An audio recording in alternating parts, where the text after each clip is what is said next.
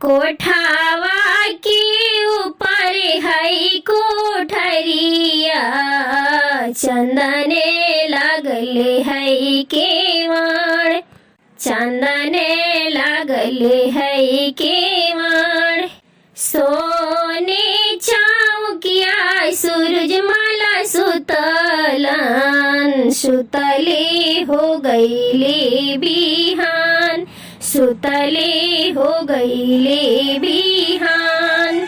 सोने चौकिया आदित्य माला सुतलन, सुतले हो गईले बिहान, सुतले हो गईले बिहान। भोरी भिनु सारे कोयला रे बोले, उठा सूरज हो गईले बिहान, उठा आदित्य हो गईले बिहान। जगावे में चलालन सूरज के अम्मा, उठा सूरज हो गईले बिहान, उठा आदित्य हो गईले बिहान।